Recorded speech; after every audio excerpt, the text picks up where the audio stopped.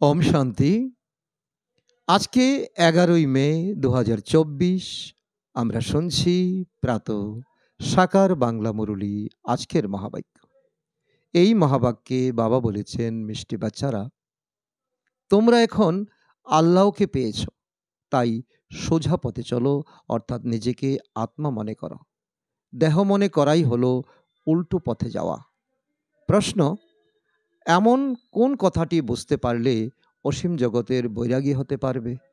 উত্তর: পুরানো দুনিয়া এখন হোপলেস, অর্থাৎ নিরাশাজনক অবস্থায়, নিরাশাজনক কবরখানায় পরিণত হয়েছে।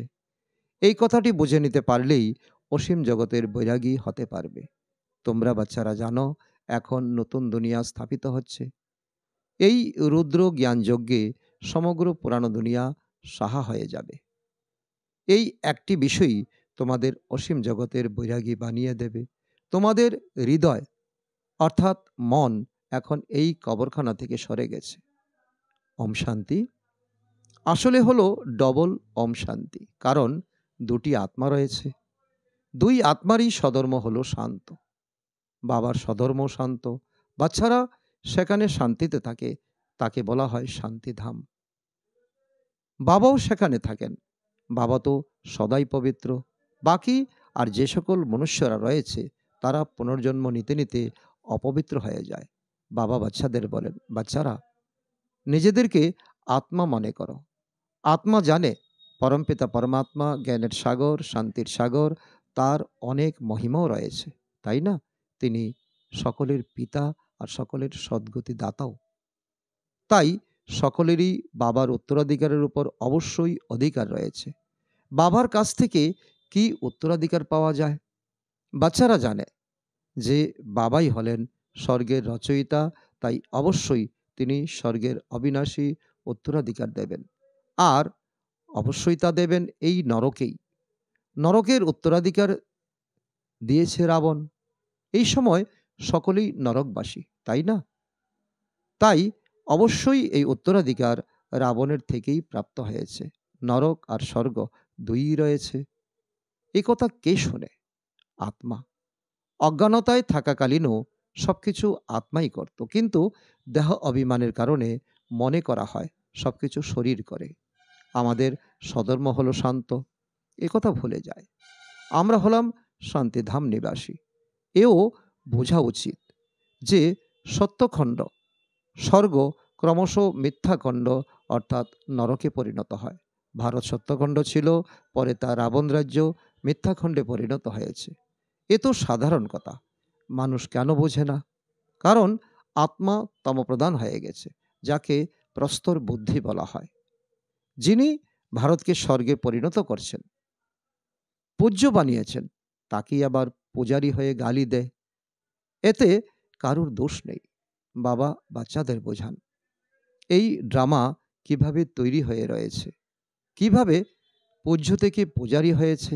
বাবা বোঝান, বাচ্চারা, আজ থেকে ৫,০০০ বছর পূর্বে ভারতে আদি সনাতন দেবী দেবতা ধর্ম ছিল, যেন কালকেরই কথা, কিন্তু মানুষ তা সম্পূর্ণ ভুলে গেছে। শাস্ত্রাদি এই সব কিছুই ভক্তি মার্গের জন্য বসে বানানো হয়েছে। এটা ভক্তি মার্গের সংসার। শাস্ত্র হলোই ভক্তি মার্গের জন্য, জ্ঞান মার্গের জন্য নয়। জ্ঞান মার্গের কোনো শাস্ত্রই তৈরি হয় না। বাবাই প্রতিকল্পে এসে বাচ্চাদের নলেজ দেন দেবতা পদপ্রাপ্তির জন্য। বাবা পরাণ ক্রমশ এই জ্ঞান প্রায় লুপ্ত হয়ে যায়। সত্যযুগে কোনো শাস্ত্রাদি থাকে না, কারণ সেখানে রয়েছে জ্ঞান মার্গের প্রাপ্তি অর্থাৎ প্রারব্ধ। ২১ জন্মের জন্য অসীম জগতের পিতার কাছ থেকে অসীম জগতের উত্তরাধিকার প্রাপ্ত হয়। পরে আবার অল্পকালের জন্য রাবণের উত্তরাধিকারও পাওয়া যায়, যাকে সন্ন্যাসীরা কাক বিষ্ঠা সম সুখ বলে। সেখানে শুধু দুঃখই দুঃখ, তাই এর নাম দুঃখধাম। কলিযুগের পূর্বে হলো দাপর যুগ, তাকে বলা হবে সেমি দুঃখধাম। আর এ হলো ফাইনাল দুঃখধাম। আত্মাই ৮৪ জন্ম নেয় আর নিচে নামতেই থাকে। বাবা সিঁড়িতে চড়িয়ে দেন, কারণ সৃষ্টিচক্রকে পুনরায় অবশ্যই আবর্তিত অর্থাৎ ঘুরতে হবে বলে। নতুন দুনিয়া ছিল, দেবী দেবতাদের রাজ্য ছিল, দুঃখের কোনো নাম বা চিহ্নই ছিল না। তাই দেখানো হয় যে বাঘে গরুতে একত্রে জল পান করছে, সেখানে হিংসার কোনো কথাই নেই। তাই অহিংসা পরম দেবী দেবতা ধর্ম বলা হয়। হিংসা হলো এখানে সর্বপ্রথম হিংসা হলো কাম কাটারি চালানো। শতযুগে কেউ বিকারী হয় না, তাদেরই তো মহিমা কীর্তন করা হয়। লক্ষ্মী নারায়ণের মহিমা গায়ন হয় যে তুমি সম্পূর্ণ নির্বিকারী, তুমি মর্যাদা পুরুষোত্তম, তুমি ষোলকলা সম্পন্ন। এ হলো কলিযুগ, আয়রন এজেড ওয়ার্ল্ড। একে তো গোল্ডেন এজ বলতে পারবে না, ড্রামাই এইভাবে বানানো রয়েছে। শতযুগ হলো শিবালয়, সেখানে সকলেই পবিত্র, যাদের চিত্র রয়েছে। যিনি শিবালয় তৈরি করেন সেই শিব বাবারও চিত্র রয়েছে। ভক্তি মার্গে তো তার অনেক নাম দিয়ে দেওয়া হয়েছে। বাস্তবে নাম হলো একটি। বাবার তো নিজস্ব শরীর নেই, তিনি স্বয়ং বলেন আমাকে নিজের পরিচয় দিতে বা রচনার আদি মধ্য অন্তের জ্ঞান শোনাতে আসতেই হয়। আমাকে এসে তোমাদের সেবা করতে হয়। তোমরাই আমাকে ডাকো, হে পতিত পাবন এসো। শতযুগে ডাকো না, এই সময় সকলেই ডাকে, কারণ বিনাশ সামনে দাঁড়িয়ে রয়েছে। ভারতবাসীরা জানে এ হলো সেই মহাভারতের লড়াই। পুনরায় আদি সনাতন দেবী দেবতা ধর্মের স্থাপনা হয়। বাবাও বলেন আমি রাজার রাজা বানাতে আসি। আজকাল তো মহারাজা, বাদশাহ ইত্যাদিরা আর নেই, এখন শুধু প্রজার উপরে প্রজার রাজ্য। বাচ্চারা বুঝে আমরা অর্থাৎ ভারতবাসীরা সম্পন্ন ছিলাম, হিরে জহরাতের প্রাসাদে ছিলাম। নতুন দুনিয়া ছিল, পুনরায় সেই নতুনই পুরানো হয়েছে। প্রত্যেকটি জিনিসই পুরানো তো হয়ই। যেমন ঘর নতুন বানানো হয়, কিন্তু শেষে আবার তার আয়ু কম হয়ে যায়। বলা হবে এ হলো নতুন, এ হলো আধা পুরানো, এ হলো মাঝারি। প্রত্যেক জিনিসই শত রজ তম হয়। ভগবানও বাছ, তাই না? ভগবান হলেন ভগবান। ভগবান কাকে বলা হয় তাও জানে না। রাজা রানী তো নেই, এখানে রয়েছে প্রেসিডেন্ট, প্রাইম মিনিস্টার আর তাদের অনেক মন্ত্রী, মন্ত্রী পরিষদ। শতযুগে হয় যথা রাজারানী তথা প্রজা। পার্থক্য তো বাবা বলছেন। শতযুগের যারা মালিক তাদের মন্ত্রী পরামর্শদাতা থাকে, তাদের মন্ত্রী পরামর্শদাতা থাকে থাকে না, প্রয়োজন নেই। এই সময়েই শিব বাবার কাছ থেকে শক্তি প্রাপ্ত করে তারা সেই পদ প্রাপ্ত করে। এই সময় বাবার কাছ থেকে অনেক উচ্চ পরামর্শ পাওয়া যায়, যার ফলে উচ্চ পদপ্রাপ্তি ঘটে। তারপর আর কারো কাছ থেকে পরামর্শ নেবে না, ওখানে পরামর্শদাতা থাকে না। পরামর্শদাতা তখন হয় যখন বাম মার্গে চলে যায়, বুদ্ধি ভ্রষ্ট হয়ে যায়। মূল বিষয় হলো বিকারের। দেহ অভিমানের কারণেই বিকারের জন্ম হয়, তার মধ্যে কাম বিকার হলো নম্বর ওয়ান। বাবা বলেন এই কাম বিকার হলো মহাশত্রু, এর উপরেই বিজয় প্রাপ্ত করতে হবে। বাবা অনেকবার বুঝিয়েছেন, বাচ্চারা নিজেকে আত্মা নিশ্চয় করো। ভালো বা খারাপ সংস্কার আত্মাতেই থাকে, এখানেই কর্মভোগ করতে হয়, সত্যযুগে নয়। ওটা হলো শোকধাম। বাচ্চারা বাবা এসে তোমাদের শোকধাম, শান্তিধাম নিবাসী বানান। বাবা ডাইরেক্ট আত্মাদের সাথে কথা বলেন, সকলকে বলেন বুদ্ধির দ্বারা নিজেকে আত্মা নিশ্চয় করে বসো, দেহ অভিমান ছাড়ো। এই দেহ বিনাশী, তুমি অবিনাশী আত্মা। এই জ্ঞান আর কারোর মধ্যেই নেই। জ্ঞানকে না জানার কারণে ভক্তিকেই জ্ঞান বলে মনে করছে। বাচ্চারা তোমরা এখন বুঝো ভক্তি হলো আলাদা, জ্ঞানের দ্বারা তো সদ্গতি হয়। ভক্তির সুখ হলো অল্পকালের জন্য, কারণ পাপাত্মা হয়ে যায়, বিকারে চলে যায়। তোমরা আধা কল্পের জন্য অসীম জগতের উত্তরাধিকার পেয়েছিলে। এখন তা পূর্ণ হয়ে গেছে। এখন বাবা পুনরায় উত্তরাধিকার দিতে এসেছেন, যাতে পবিত্রতা, সুখ, শান্তি সবকিছু পাওয়া যায়। বাচ্চারা, তোমরা জানো এই দুনিয়াকে তো কবরখানায় পরিণত হতেই হবে। এখন এই কবরখানা এই কবরখানা থেকে মনকে সরিয়ে এনে নতুন দুনিয়া, স্বর্গের প্রতি আকর্ষণকে নিয়ে যাও। যেমন লৌকিক পিতা যখন নতুন গৃহ নির্মাণ করে, তখন বাচ্চাদের বুদ্ধিযোগ পুরানো গৃহের প্রতি না থেকে নতুন গৃহের দিকেই থাকে। অফিসে বসে থাকবে, তথাপি বুদ্ধি নতুন গৃহের দিকেই থাকে। এটা হলো পার্থিব জগতের কথা। অসীম জগতের পিতা তো নতুন দুনিয়া, স্বর্গ রচনা করছেন। বলেন যে এখন পুরানো দুনিয়ার থেকে সম্বন্ধ বিচ্ছিন্ন করে এক বাবা অর্থাৎ আমার সঙ্গে সম্বন্ধ স্থাপন করো। তোমাদের তোমাদের জন্যই নতুন দুনিয়া, স্বর্গ স্থাপন করতে আমি এসেছি। এখন সমগ্র পুরানো দুনিয়া এই রুদ্র জ্ঞান যজ্ঞে সাহা হয়ে যাবে।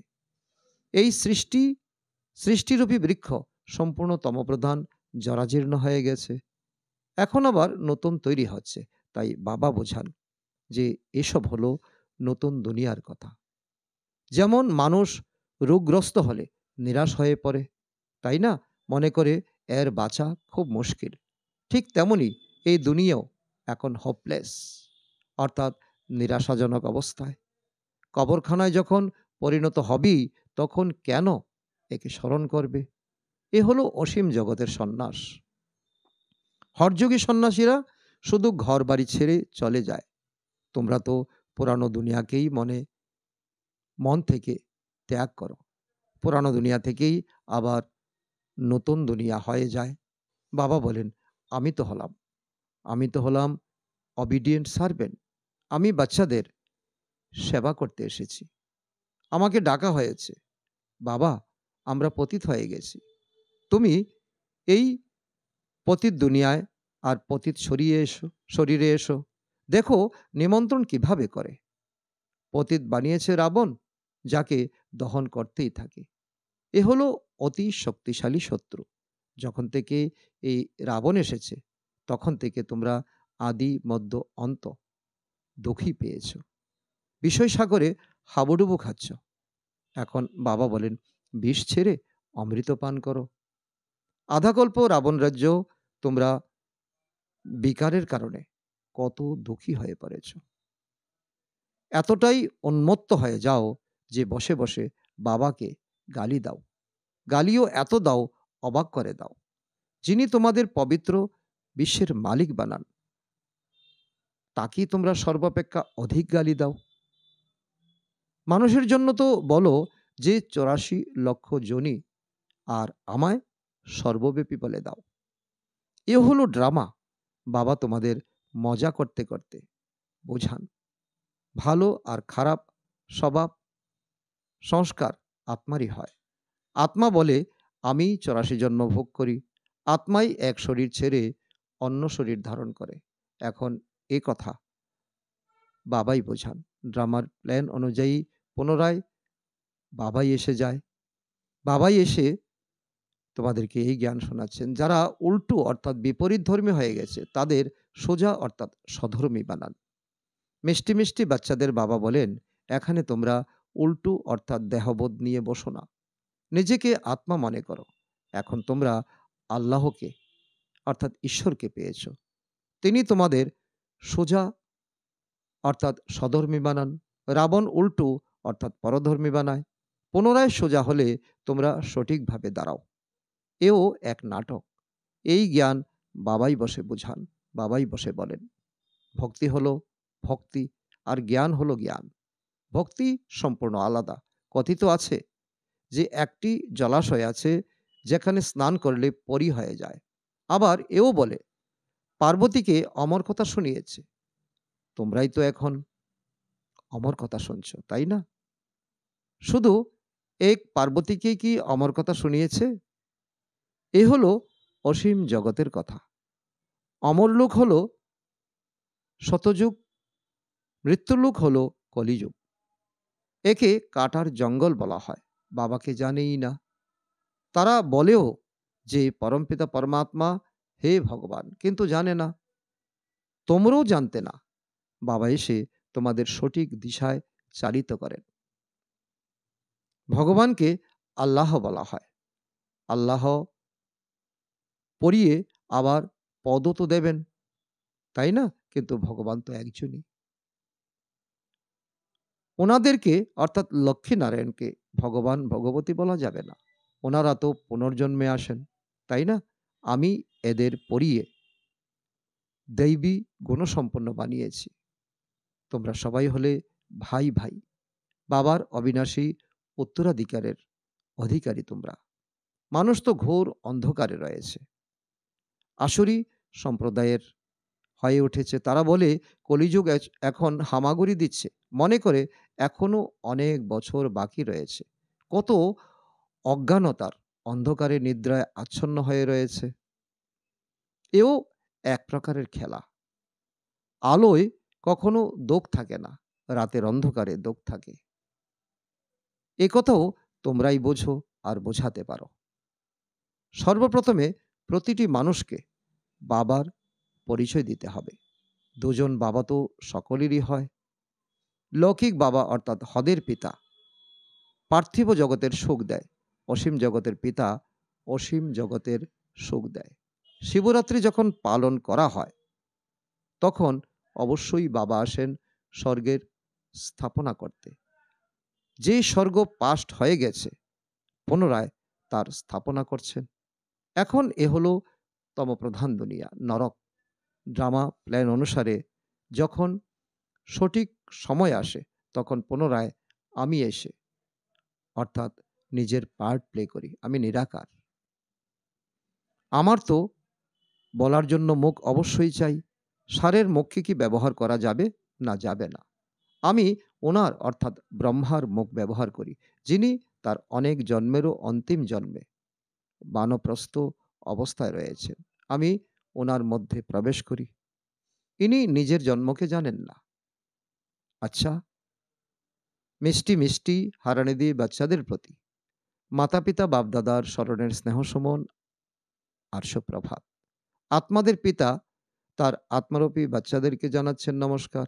আমরা আত্মারূপী সন্তানরা আমাদের মাতা-পিতা বাপ-দাদাকে জানাই স্মরণের স্নেহসুমন এবং সুপ্রভাত। ধারণার জন্য মুখ্য সার। ১ নম্বর, যেমন বাবা ডাইরেক্ট বাচ্চাদের সঙ্গে কথা বলেন, তেমনভাবেই নিজেকে আত্মা নিশ্চয় করতে হবে। এই কবরখানা থেকে আকর্ষণ সরিয়ে ফেলতে হবে।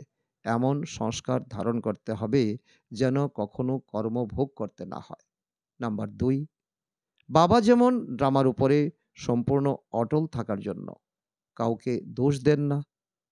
তাকে যারা গালি দেয় সেই অপকারীর প্রতিও উপকার করেন।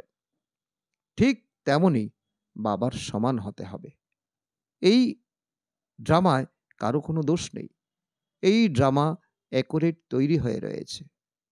বরদান, প্রতিটি কদমে বরদাতার থেকে বরদান প্রাপ্ত করে পরিশ্রম করা থেকে মুক্ত থাকা অধিকারী আত্মা ভব।